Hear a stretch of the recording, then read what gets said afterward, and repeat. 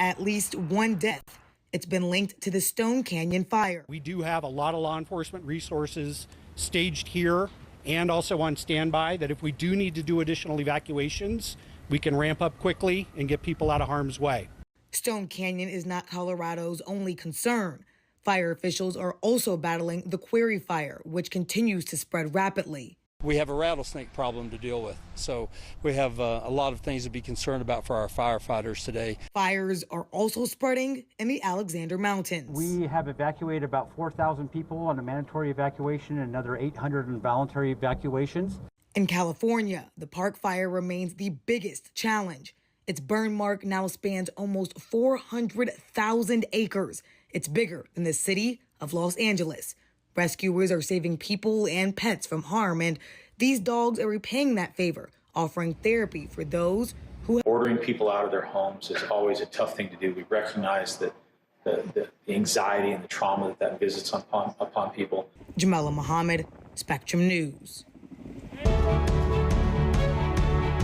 Ahead here in Spectrum News, we look at an initiative that's trying to change lives using free books.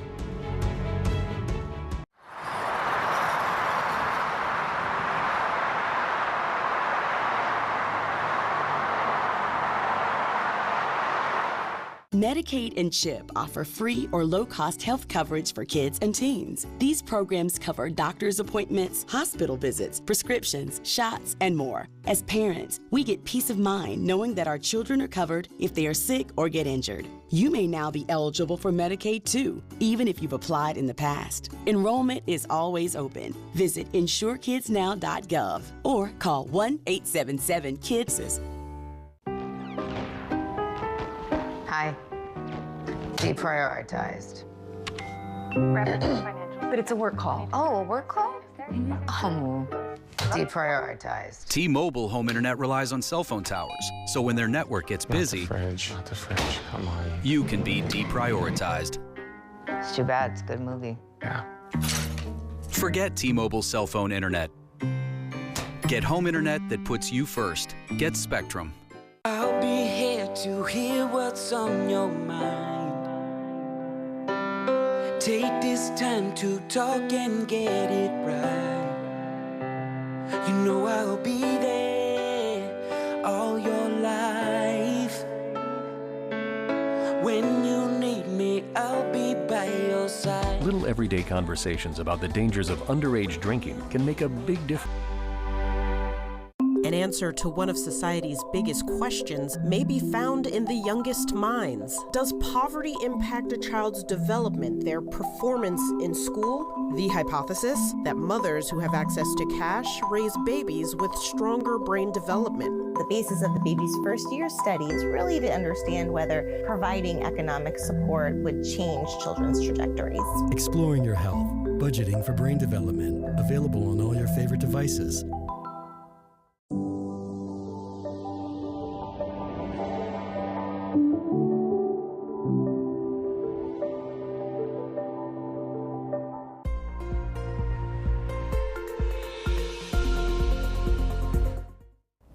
Welcome back, everybody. I'm meteorologist Ramal Carpenter. Here's what we're tracking across the lower 48 on this first day of August. We have the threat for severe thunderstorms, of course, across the Midwest, the plains, but it's going to become more widespread.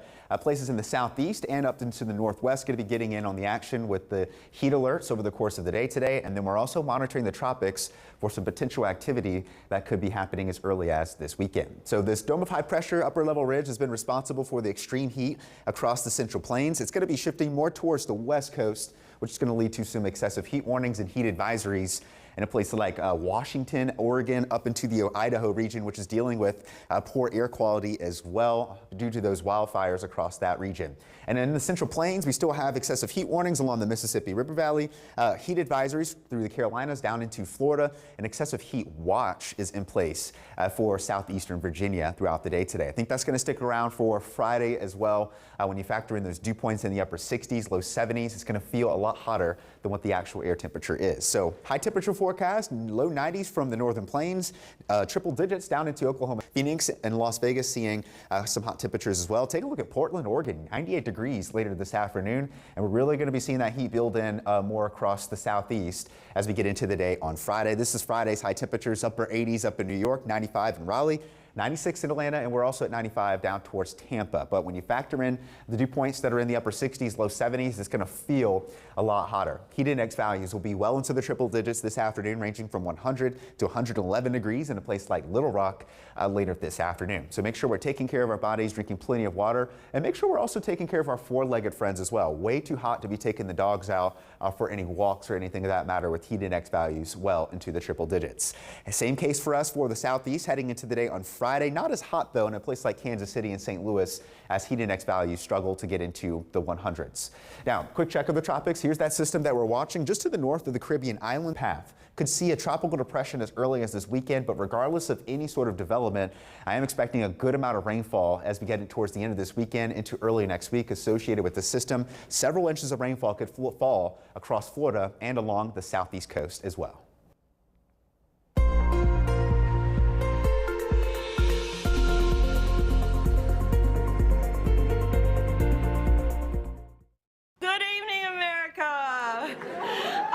President Kamala Harris. Maya Rudolph's Saturday nights are going to be booked for the next few months. The popular SNL alum reprising her role as VP Kamala Harris for the comedy program through the election. Saturday Night Live's 50th season, by the way, kicking off September the 28th. Exchange boxes known as Little Free Libraries allow readers to pick up books for free and donate old ones. The organization has shared more than 400 million. Spectrum's Jordan Grants has a story about an initiative that is now working to increase book access in courthouses throughout Kentucky. Judge Susan Gibson is flipping through a children's book, one of the most recent donations sent to her. Reading was so fundamental to my life and my success, I can't imagine going through life without it.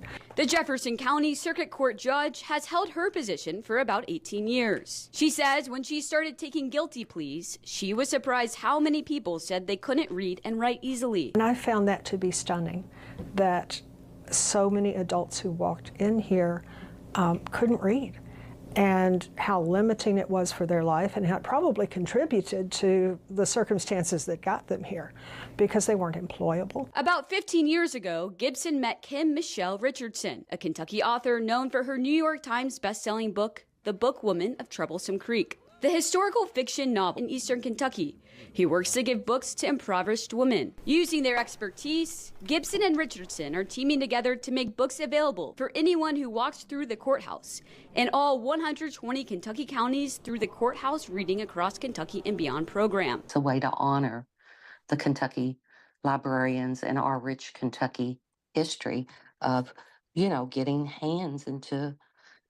getting books into the hands of readers, and spreading it. Last year, the Jefferson County Judicial Center was the first courthouse to add a little free library through the program. Now, about 16 courthouses across the state offer a wide variety of books, from cookbooks, memoirs, and picture books. I just cared about getting books in people's hands. I didn't really care whether they were reading kids' books. I didn't care if they were reading romance novels. I didn't care if they were reading cookbooks. The public can donate books by dropping them off at the courthouse or through the mail.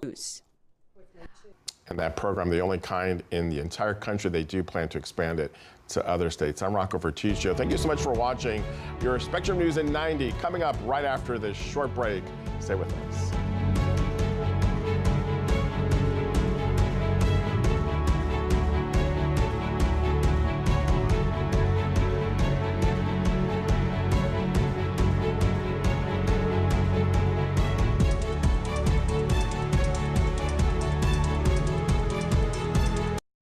Spectrum News Plus. Local stories, connecting communities. Streaming now on the Spectrum News app and free with your Spectrum subscription. The 2024 election will decide who leads our nation and the balance of power in Congress, impacting all of us. From Capitol Hill to the Oval Office, let Spectrum News be your resource with our dedicated experts in local politics. Strengthening democracy by informing your community. That's our mission. Available on all of your favorite devices, exclusively on Spectrum. Running a small business means running marketing and sales and inventory and customer service and handling pretty much every single thing that comes up, ever. All-in-one small business owners need all-in-one connectivity to make it all work. Spectrum Business is made to work for small business. Get one advanced solution for the lowest price with Spectrum One for Business. Fast, reliable internet, free advanced Wi-Fi with Security Shield, and a free mobile line, all for only $49.99 per month.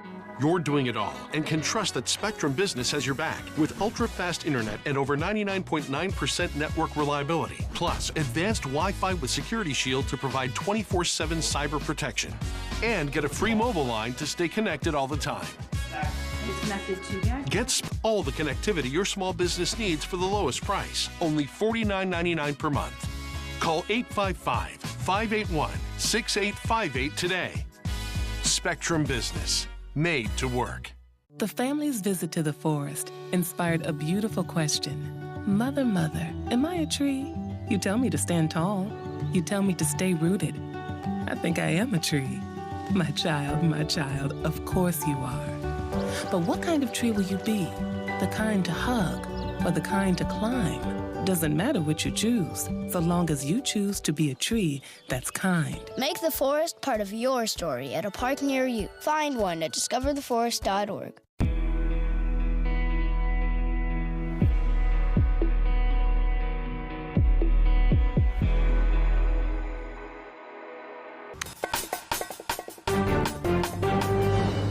In 90, a historic prisoner swap involving the United States and Russia.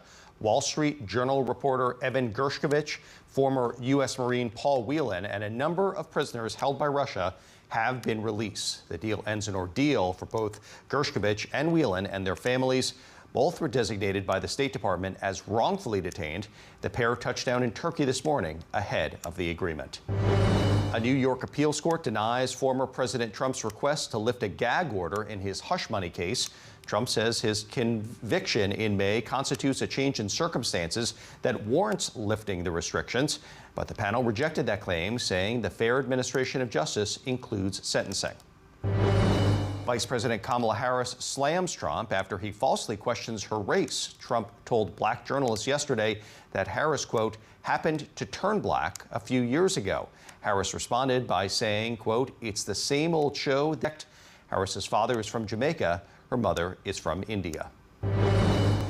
The U.S. Department of Defense reaches a plea deal with a trio of alleged 9/11 terror attackers. It takes the death penalty off the table for the three men. The Pentagon says the deal was made for Khalid Sheikh Mohammed, also known as KSM, and his two co-defendants. Those are your headlines. Now, here's your weather on the ones. Happy Thursday, everybody. I'm meteorologist Ramel Carpenter. We're tracking more heat once again, summertime heat for the first day of August, and we've got excessive heat warnings and heat advisories in place from the West Coast to the East Coast. And aside from the heat, here's what else we're going to be dealing with across the lower 48. We're dealing with another risk for severe thunderstorms in the tropics, also showing signs of waking up. And I'm going to be breaking out all those details and more coming up in 10 minutes on your Weather on the Ones.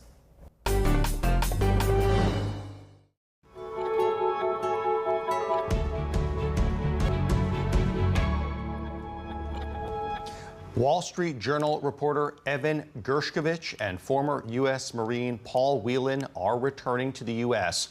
after being detained in Russia on trumped-up charges. The release is part of a major multi-nation prisoner swap.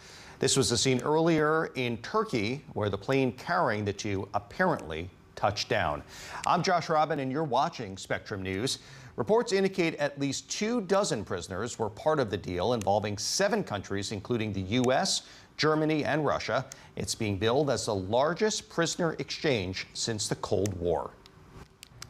And Spectrum's Angie Gonzalez joins me now from Washington. Angie, what do we know so far? So, Josh, a senior Biden administration official confirms that both men are part of this deal in exchange for the release of Russian prisoners. About 24 people in total involved in this deal that involves several countries. Now, this story had Whelan were among a group of Russian prisoners who had disappeared from where they were serving their sentences with little information on where they had gone. Then today, Biden administration officials confirmed that the 32-year-old Gershkovich and 54-year-old Whelan were being freed. Now, the Wall Street Journal reporter has been in custody in Russia since March of last year, and in July was sentenced to 16 years after being convicted of espionage. Whelan, a corporate security executive from Michigan, was also convicted of espionage and received the same sentence, but he's been in custody for nearly 6 years. Now, Josh, U.S. officials, the Wall Street Journal, and families of both men have always maintained that they were being wrongfully detained. Josh. And Angie, we know that Whelan had been left out of previous prisoner swaps. Is there anything that we can glean from those situations as to what will happen in the coming days?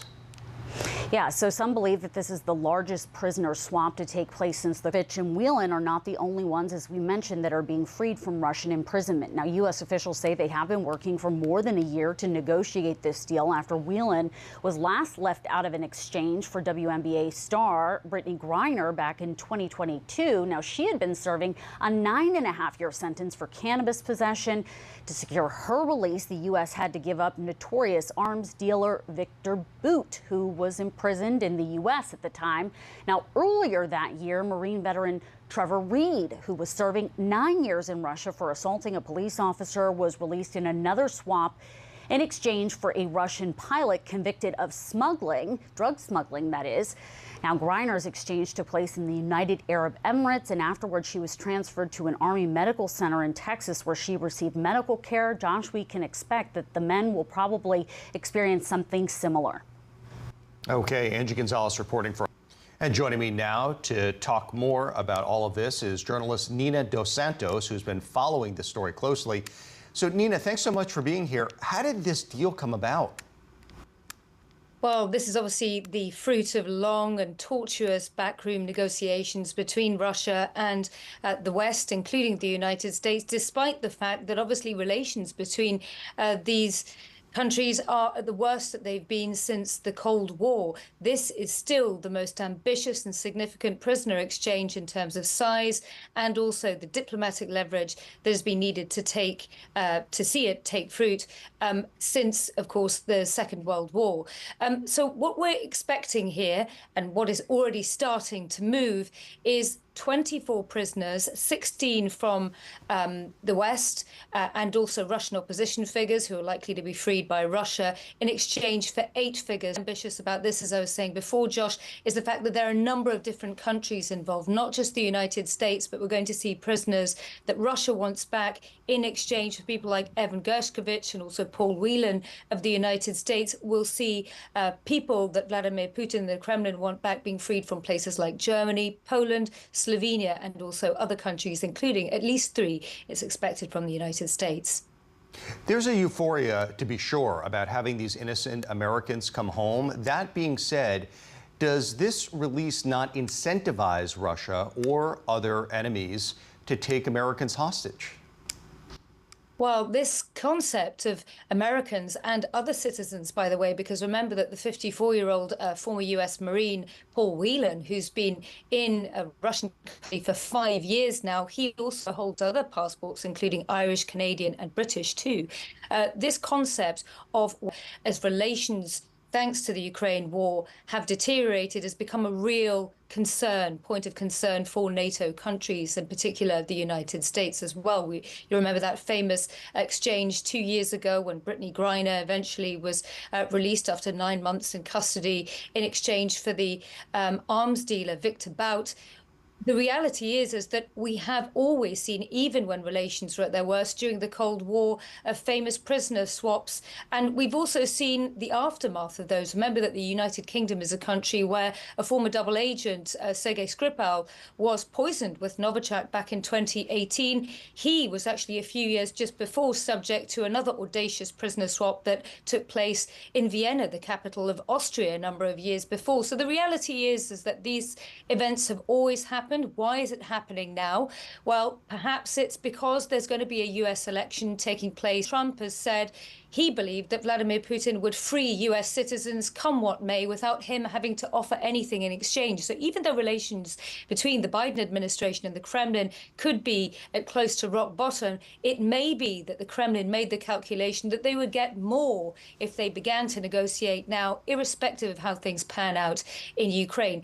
This prisoner swap is taking place, of course, in an intermediary country, Turkey, and at about 11:30 Eastern time in the United States, the Wall Street Journal said that Evan Gershkovich had arrived in Turkey in preparation for that prisoner swap. Josh? Certainly historic. Okay, journalist Nina Dos Santos, thanks so much for your time and your expertise. Really appreciate it. A New York appeals court denies Donald Trump's request to lift a gag order in his hush money case. Trump says his conviction in May constitutes a change in circumstances that warrants lifting the restriction. Administration of justice includes sentencing. The gag order was imposed in March when Trump began attacking people in the case. He was held in contempt and fined $10,000. When we come back, 9/11 families criticize a plea deal to spare the life of the accused 9/11 mastermind. More on the deal and their reaction. That's after this break.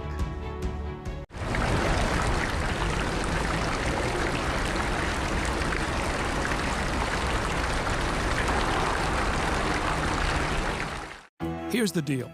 In this election year, people need a place to explore national issues that have an impact on their community.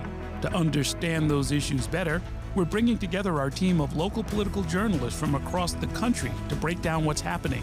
So join us every week to catch up on the key stories making a big difference across the nation and in your local community. Watch The Big Deal with Errol Lewis Friday nights at 9 Eastern, 8 Central on Spectrum. Of your favorite devices exclusively on Spectrum. At Spectrum, we know that internet is a vital tool to help you fulfill your dreams. My dream is to become a video game developer. My dream is to get my online college degree. That's why Spectrum has affordable solutions to keep you connected. At Spectrum, we are committed to delivering reliable, affordable internet and unlimited mobile to keep you connected to what matters most to you. When I was in foster care, I never knew when I would have to move, so I always had my suitcase ready to go. Then one day, I was adopted. My new parents opened their hearts and home to me. My parents cook my favorite breakfast for me every morning. My parents take me on trips I never thought I would go on. They gave me a home and an even better reason to use that suitcase. But they're perfect for me. I found hope in the midst of an overwhelming situation. Alcoholism is a disease that can affect any family. Everyone suffers, but there is help and hope at Al-Anon Family Groups. Al-Anon gave me my life back. I'm a better father and husband. Are you in an overwhelming situation because of someone else's drinking? Al-Anon and Alateen can help. Local and virtual meetings are available. Maybe one could work for you. Call 1-866-200-0033 or visit alanon.org/hope.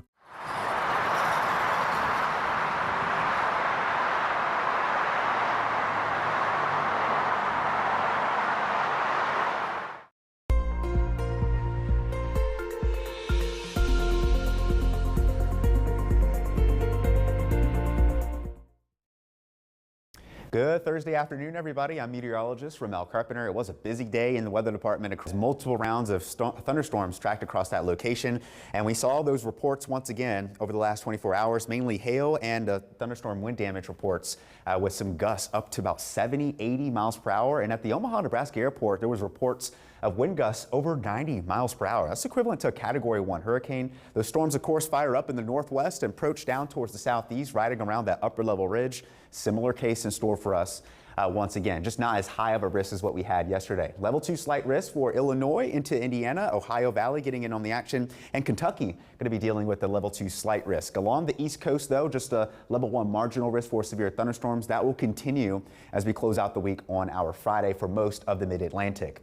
So again, damaging wind gusts and small hail are going to be the main concerns as we get towards the end of the week on Friday. And then you'll notice the flash flood concern is going to continue through the Ohio Valley, most of Indiana and Kentucky with multiple rounds of heavy rainfall expected as we close out the week. So into the afternoon hours, you're going to notice a cluster of showers and storms pushing into Virginia, down towards the Carolinas and up towards Ohio, seeing some of those damaging wind threats as well. And you'll notice as we get towards Friday, especially Friday morning, still seeing some of those showers and thunderstorms. And by the time we get towards Friday afternoon, we're going to be dealing with widely scattered showers. So not as widespread of a threat as we get towards the end of the week as far as the severe weather threat goes. And then as we get down south into central Florida, we're still going to be toasty temperature-wise with temperatures in the low to middle 90s, heat index values well into the triple digits. But I think our rain chances really start to crank up as we get towards Sunday. And some of that rainfall is going to be associated with some tropical moisture. And coming up in 10 minutes, I'm going to talk about the latest outlook from the National Hurricane Center regarding a tropical wave that could potentially move into the Gulf of Mexico.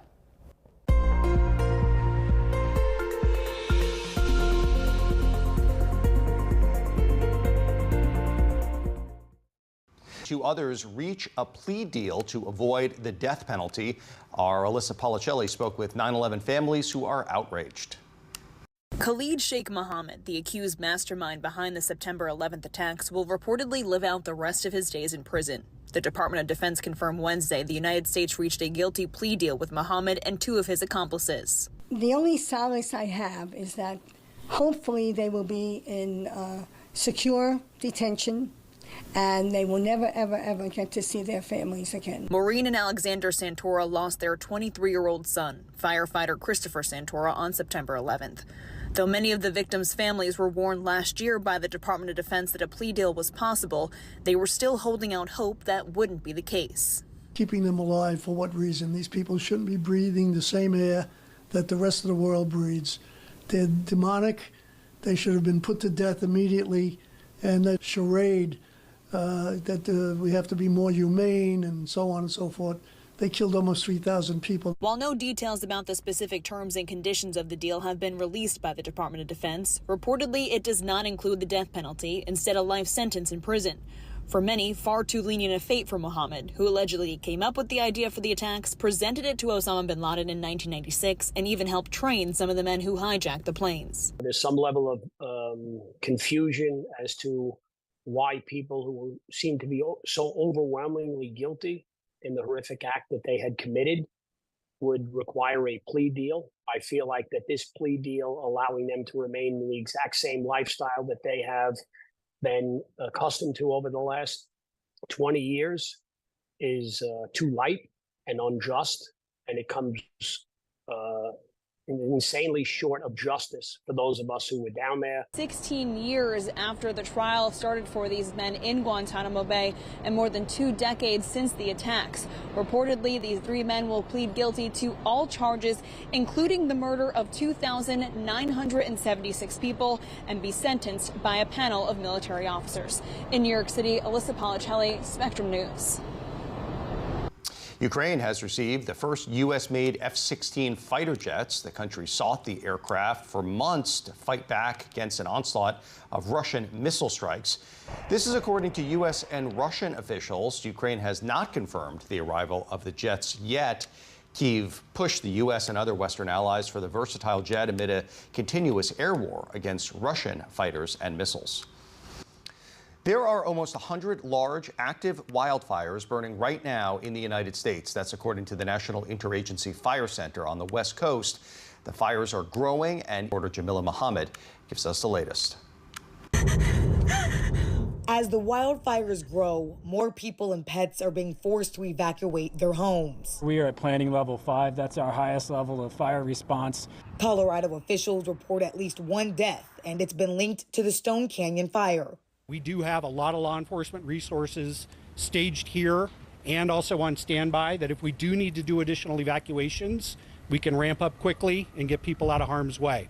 Fire officials are also battling the Quarry Fire, which has prompted over 575 evacuations, and fires in the Alexander Mountains have destroyed about 6,800 acres. We have evacuated about 4,000 people on a mandatory evacuation and another 800 involuntary evacuations. FEMA is covering 75% of the responses for the Alexander and Stone Canyon fires. In California, the park fires remain the biggest challenge, which is bigger than the city of Los Angeles. Rescuers are working around the clock to save lives. Ordering people out of their homes is always a tough thing to do. We recognize that the anxiety and the trauma that visits upon people. Jamila Muhammad, Spectrum News.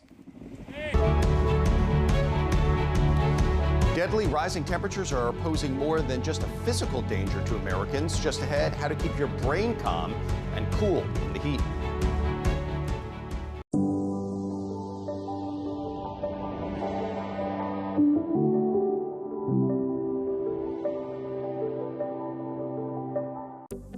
Spectrum News Plus. News from a new perspective, dedicated to refreshing storytelling and empowering communities across the nation. With balanced reporting, providing real context and in-depth coverage 20. Good afternoon, I'm Josh Robin. This is a breaking news report on Spectrum News. We want to go live to the White House where President Biden is speaking about a major prisoner swap that led to the release of Wall Street Journal reporter Evan Gershkovich and former U.S. Marine Paul Whelan. Let's listen. All four have been imprisoned unjustly in Russia. Paul for nearly 6 years. Vladimir since 2022. Evan since March of 2023. And Alsu since October of 2023. Russian authorities arrested them, convicted them in show trials, and sentenced them to long prison terms with absolutely no legitimate reason whatsoever, none. Paul, a former Marine, was in Russia for a wedding. Evan, a journalist with a Russian, in Russia, was in Russia, signed by the Wall Street Journal. Alsu, also a journalist, was in Russia to see family. And Vladimir was a Russian citizen by birth and holds an American green card. He's a Pulitzer Prize-winning journalist and was a pallbearer at my friend John McCain's funeral with me. He spoke out against Putin's regime, and for that he was convicted of treason. And now, their brutal ordeal is over, and they're free. Moments ago, the families and I were able to speak to them on the telephone from the Oval Office. They're out of Russia. Earlier today, they were flown to Turkey, and soon they'll be wheels up on their way home to see their families. This is an incredible relief for all the family members gathered here. It's a relief to the friends and colleagues all across the country who've been praying for this day for a long time. The deal that made this possible was a feat of diplomacy and friendship. They joined a difficult, complex negotiations at my request. And I personally thank them all again. And I've thanked them personally, and I'll thank them again. All told, Russia has released 16 prisoners. 8 Russians who are being held in the West will be sent home as well. These 16 prisoners from Russia that Russia has released include 4 Americans, 5 Germans, 7 Russian citizens who are political prisoners in their own country. One of those Russians runs a human rights organization, Memorial, which won a Nobel Prize in 2022. Putin threw him in prison for voicing opposition to the war in Ukraine. 4 others work with Alexei Navalny, a political opposition leader who died in Russia prison this year. Now they can live safely abroad and continue their work of advocating for democracy if they so choose. This deal would not have been made. Poland, Slovenia, Norway, and Turkey, they all stepped up and they stood with us. They stood with us. And they made bold and brave decisions, released prisoners being held in their countries who are justifiably being held, and provided logistical support to get the Americans home. So for anyone who questions whether allies matter, they do. They matter. And today is a powerful example of why it's vital to have friends in this world. Friends you can trust, work with, and depend upon, especially on matters of great consequence and sensitivity like this. Our alliances make our people safer, and we began to see that again today. Let me say this. It says a lot about the United States that we work relentlessly to free Americans who are unjustly held around the world. It also says a lot about us that this deal includes the release of Russian political prisoners and rights. Their own leaders threw them in prison. The United States helped secure their release as well. That's who we are in the United States. We stand for freedom, for liberty, for justice, not only for our own people, but for others as well. And that's why all Americans can take pride in what we've achieved today. I want to thank everyone in my administration who helped make this happen. Our work did not start just on day one. It started before day one. During the transition, I instructed our national security team to dig into all the cases of hostages being wrongfully detained, which were inherently, well, we inherited them from the prior administration. I wanted to make sure we hit the ground running, and we did. As of today, my administration has brought home over 70 Americans who were wrongfully detained and held hostage abroad. In addition, I issued an executive order in 2022 authorizing penalties like sanctions and travel bans on those who hold Americans against their will. And my State Department has introduced new warnings for Americans about the risk of being wrongfully detained by a foreign government. Deals like this one come with tough calls. There are never any guarantees. But there's nothing that matters more to me than protecting Americans at home and abroad. And so we'll continue to work for the release of all wrongfully detained Americans around the world. Let me end where I began, with Paul, Evan, and also Vladimir and their families. They never gave up hope. We can't imagine what they've been through, all of you.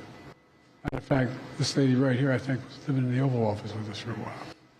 All kidding aside, Canada's home. Tomorrow's a big day. The 13th birthday of Miriam. Miriam, where are you? Come here. You all know we have a tradition in the Biden family. We sing happy birthday on any birthday. You ready? All of you. Happy birthday to you. Happy birthday to you. Happy birthday, dear Miriam.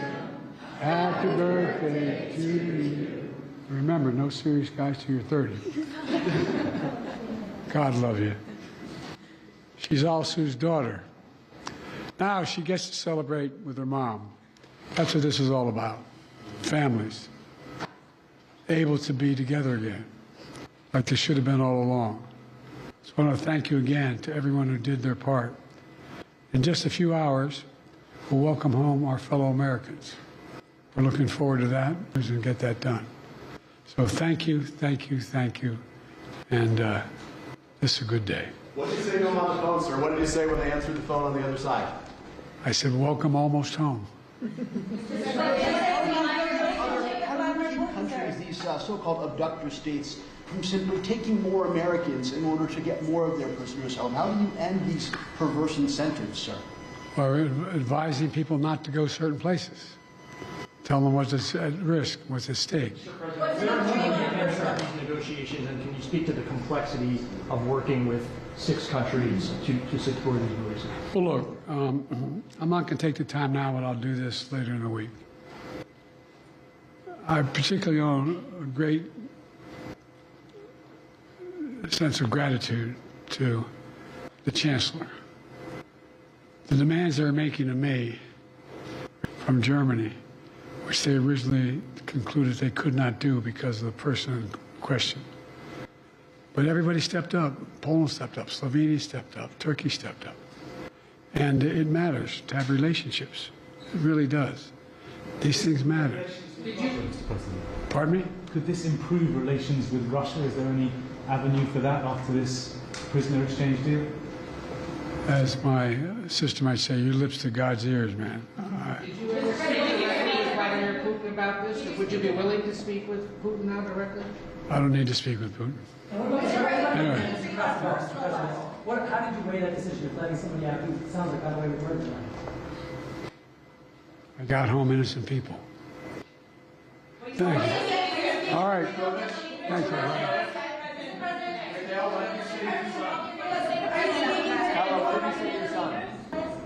Say that again? Are you speaking to President Erdogan or other leaders about this? Yes, I've spoken to all the leaders about this. What do you say? And by the way, as a father, look, you heard me say this before. I mean it. My dad had a simple proposition. Family is the beginning, the middle, and the end. Blood of my blood, bone of my bone. I can think of nothing more consequential. I mean it sincerely. And having lost family, not a different way, and not knowing what's happening, the circumstance when they're accidental, help. It matters. Mr. President, what did Germany ask for in response for their cooperation? Nothing.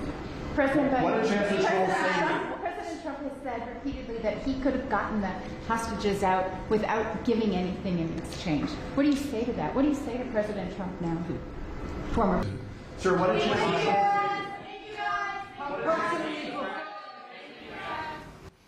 All right, President Biden speaking there about a major prisoner swap between the U.S. and its allies and Russia on the other side. That swap has led to the release of Wall Street Journal reporter Evan Gershkovich, former Marine Paul Whelan, journalist Alsu Kermasheva, and dissident Vladimir Kara-Murza. It was a very complicated deal, seen as the largest since the Cold War. In all, 16 people were released by Russia, and that includes 5 Germans and 7 Russian political dissidents. 8 people were then brought back, repatriated to Russia.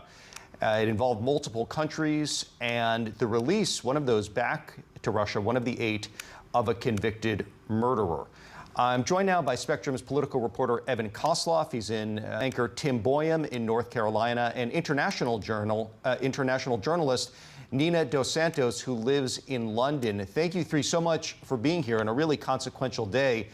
Nina, I'm going to start with you. We just heard the president clearly very happy with how things turned out. What stood out to you as we've been able to glean so far about how this all came together, especially, as I mentioned there a moment ago, the release back to Russia of a hitman?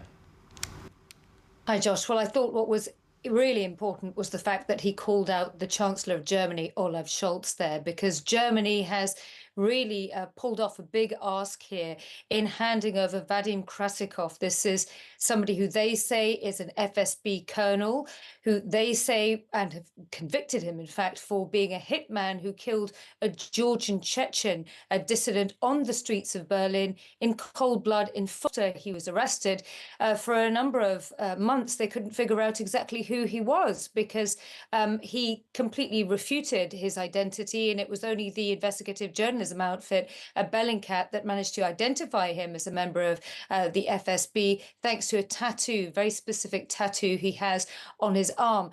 Russia has been very keen to get him back into their clutches for a number of years. The main reason for that is Vladimir Putin wants to show his network of agents abroad that he will always have their back.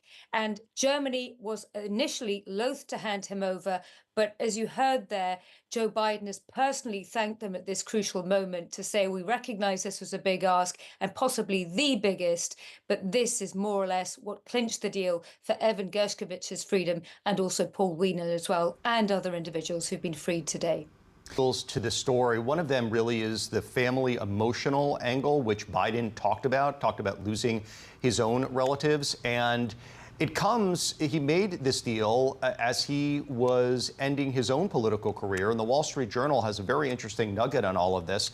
Biden was working on that prisoner release even on the day that he dropped out of the race, apparently. What more can you tell us about that? Right. In fact, the Wall Street Journal is saying that it was within an hour. This is a fascinating detail, so let's get into it. They're saying that on July 21st, and that was the day when he sent out that message saying that he was going to drop out of the race after weeks of Democrats calling for him to do so. On that exact day, he made a phone call to the Prime Minister of Slovenia just an hour before he made that move to drop out. It set up this remarkable split screen where, he's balancing being the commander-in-chief, the president of the United States, and weighing his political future. So it's a fascinating detail to hear about and focused on alliances. So it's not surprising that he was focused on that today when he made those brief remarks at the White House. He was a great supporter of NATO, pushing for $61 billion in military aid to Ukraine in their fight against Russia. And now, again, he's saying that it was alliances that got these prisoners to come back home, saying here, this is one quote, Josh, before I send it back to you, saying this was a feat of diplomacy and friendship. Yeah, Tim, he really underlined that term friendship, and he has talked about alliances, as Evan was just mentioning repeatedly, not just today, but previously. To me, that sounds like a criticism, not so subtle, of Biden's former rival, the Republican presidential nominee, Donald Trump. What are your thoughts on that?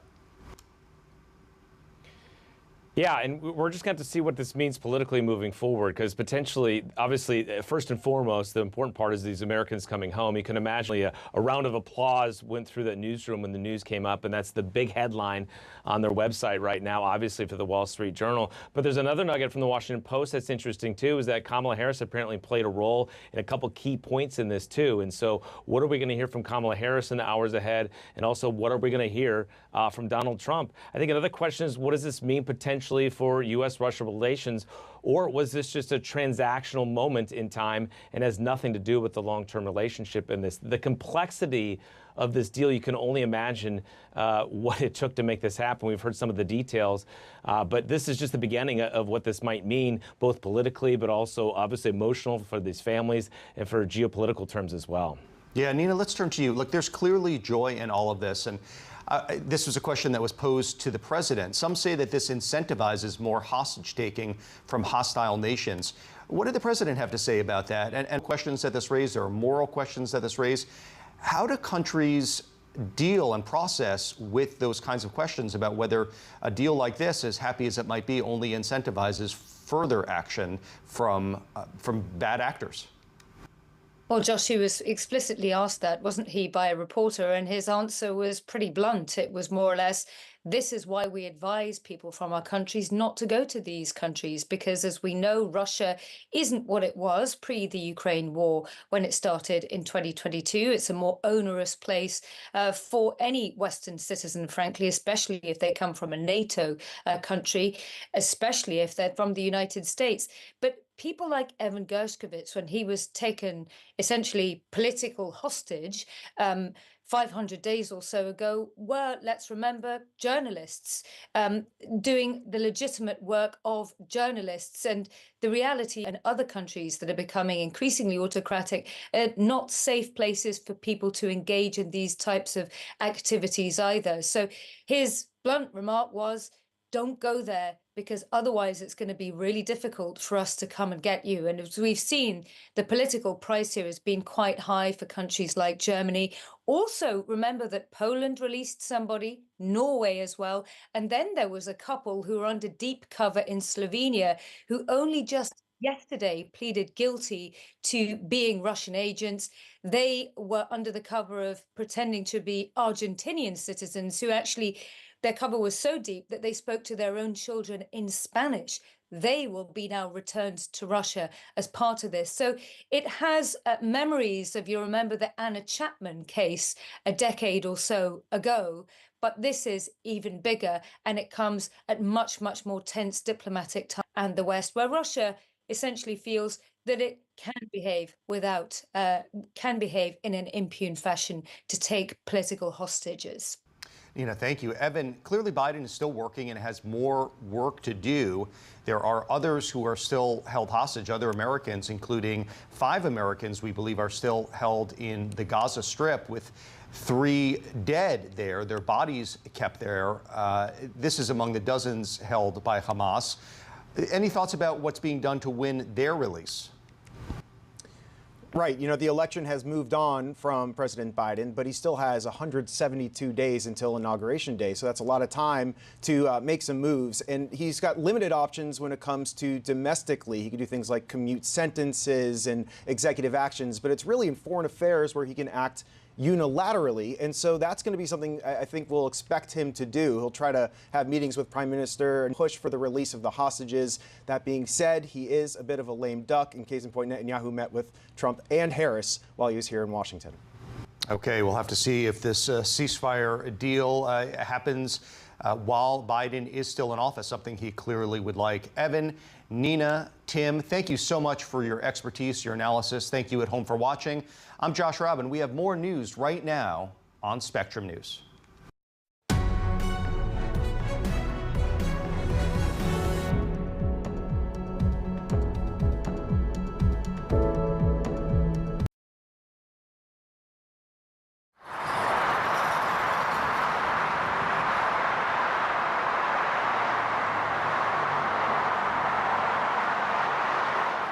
When I was